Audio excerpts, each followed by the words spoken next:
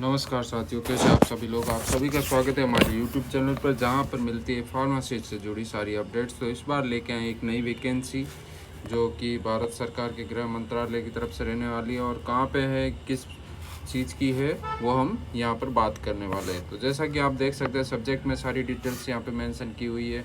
और ये जो नोटिफिकेशन रिलीज़ हुआ था 21 को हुआ था, 21 मार्च को।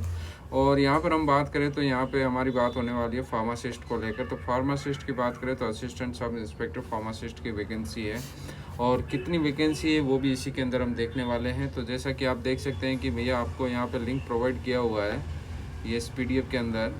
तो यहाँ से आप जाकर ये फॉर्म अप्लाई कर सकते हैं। ये लिंक वैलिड रहने वाला है, ठीक है।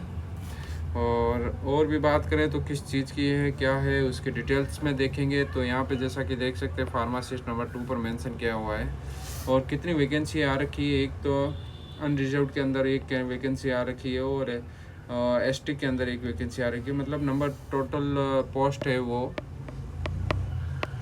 2 आ रखी है, ठीक है। टोटल 2 पोस्ट आ रखी है। और इसके अंदर बात करें तो क्या रहने वाला है इसका, जो application receive through the any other mode except online mode shall not be accepted the reject straight way. तो ऑनलाइन रहने वाला है, ठीक है। और इसके अंदर और क्या जो पे मैट्रिक्स है वो देख लेते हैं। पे जो रहने वाला पे स्केल आपका जो 29,000 से 29,200 से 92,300 तक रहने वाला है। जो लेवल रहने वाला है, लेवल पे लेवल स्केल, उसकी बात करें तो वो लेवल 5th रहने वाला है, ठीक है। और इसके अंदर देखेंगे तो डिटेल्स के अंदर तो थोड़ा बहुत है, यहाँ पे काफ़ी ये दे रखा है नोट्स, तो वो एक बार चेक कर लीजिएगा। यहाँ पे फार्मासिस्ट एजुकेशन की बात करें तो क्या रिक्वायर्ड है, इसके अंदर कौन कौन अप्लाई कर सकता है। तो जैसा कि आप देख सकते हैं, ये रहा फार्मासिस्ट। एज गैप इसके अंदर दिया हुआ है 18 to 27 ईयर्स का होना ज़रूरी है। और एज रिलैक्सेशन वो आई थिंक वो बाद में हम बताएंगे आपको इसको लेकर। तो इसके अंदर का 12वीं पास होना ज़रूरी है, वो भी रिकॉग्नाइज यूनिवर्सिटी से या बोर्ड, ठीक है। Diploma in pharmacy duration 2 years from an institute recognise. Obviously हम जो भी करेंगे तो रिकॉग्नाइज से ही करेंगे, बट यहाँ पे मेंशन किया हुआ है कि भैया होना ज़रूरी है, और स्टेट या सेंट्रल से रजिस्टर्ड होना चाहिए। कौन से एक्ट के अंदर, एक्ट 1948 के अंदर, ध्यान रखिएगा।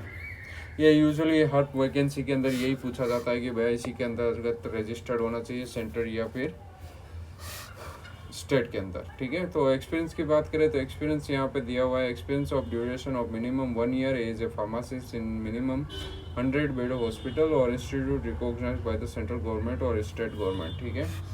कम से कम आपको एक्सपीरियंस होना चाहिए 1 साल का, और वो भी 100 बेड के हॉस्पिटल के अंदर, वो भी सेंट्रल गवर्नमेंट या स्टेट गवर्नमेंट के अंतर्गत होना चाहिए, रिकॉग्नाइज्ड, ठीक है। और इसके अंदर देखते हैं, फिर हम चेक करते हैं। तो इसके अंदर यहाँ पे नोट्स भी दे रखे हैं, एक बार इसके थ्रू चले जाइएगा, बेस्ट रहेगा।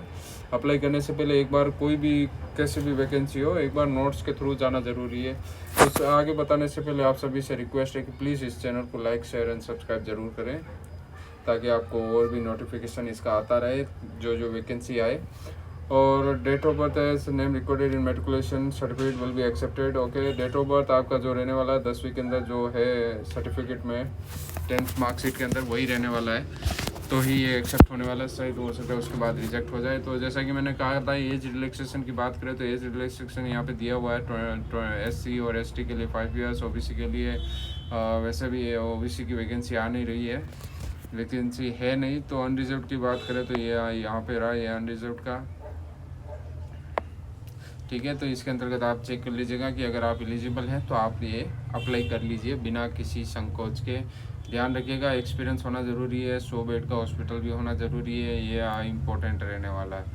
और एक बात कर लें तो the candidate seeking relaxation under economical weaker section and not covered under the scheme of reservation SC, ST और OBC whose family has gross annual income below 8 lakhs are to be identified as EWS। जो भी है तो इस चीज़ को ध्यान रखिएगा, ठीक है। ऐसा ना हो कि आप अप्लाई कर ले, उसके बाद में आपको पता चले भैया ये चीज़ हो गई है, अब क्या करें। अब कुछ नहीं, नेक्स्ट वैकेंसी का इंतज़ार करो और उसको इग्नोर करो। जो ये ऑलरेडी गलती हो गई है उसको आप इग्नोर करने की कोशिश करो। ये नोट्स है, एक बार इसके थ्रू जाके एक बार चेक कर लीजिएगा क्या क्या रहने वाला है, कैसे रहने वाला है। ये बहुत इंपॉर्टेंट है, नोट्स हमेशा एक बार ध्यान में रखिए ताकि बहुत ही काम आते हैं। Verification on biometric after attendance, biometric of the candidate will be taken for a verification in all stage. Further during the process, biometric of both thumb, left and right candidates should be matched. तो ध्यान रखिएगा ये भी होने वाला है। How to apply यहाँ पे मेंशन किया हुआ है, कैंडिडेट के अंदर क्या क्या डिटेल्स आपको फिल करनी है, क्या क्या आपको अप्लाई करना है। यहाँ पे ये ऑफिशियल साइट्स भी दे रखी है, ठीक है। और यहाँ पे ये कुछ दे रखे हैं गाइडेंस, वो क्या कैसे क्या करना है, तो वो फिल कर लीजिएगा प्रॉपरली ध्यान से एक बार चेक करके। यहाँ पे काफ़ी सारा कुछ दिया हुआ है, आधार नंबर है, mobile number, identification, email ID, educational qualification और अपलोड फ़ोटो। उसके अंदर आपको कम से कम 12 के लेस देन 12 KB और greater than 4 KB of resolution and 100 pixel wide by 120 pixel height and also fulfil criteria mention it, ठीक है। ये सब चेक कर लीजिएगा, नहीं तो आपके फ़ोटो या फिर अपलोड सिग्नेचर में आपको दिक्कत हो सकती है। ये बहुत इंपॉर्टेंट है, ध्यान रखिएगा। नहीं तो आप अक्सर स्टूडेंट फेस करते हैं कि भैया हमारा ये जो है सिग्नेचर अपलोड नहीं हो रहा है या फ़ोटो अपलोड नहीं हो रहा है, तो क्योंकि आप लोग इसका जो नोट्स दे रखे हैं वो आप चेक करते नहीं हो, उसके बाद में आप फिर डायरेक्ट अपलोड कर देते हो तो दिक्कत होनी ही। तो एक बार इसको चेक कर लीजिएगा कि कितना पिक्सल होना चाहिए, रिजोल्यूशन क्या है, स्ट्रेट वाइड हाइट कितना रहने वाला है, ठीक है।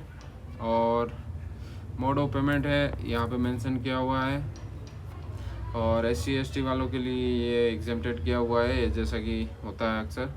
और प्रूफ ऑफ कैंडिडेट वो भी यहाँ पे चेक कर लीजिएगा, और क्या क्या रहने वाला है, रिपोर्टिंग, ये सारे हैं जो आप एक बार चेक कर लीजिएगा। सिलेक्शन प्रोसेस भी रहने वाला है, देखो सेलेक्ट कैंडिडेट दो जो application are found in order will be issued admit card through the SSB official website, यहाँ पे मिल जाएगा आपको to appear in a recruitment process or reporting at the recruitment venue. The biometric attendance, digital photograph and signature, thumb impression etc. The candidate will be taken, which shall be followed by the conduct of different stage of recruitment under the underage process is under sorry.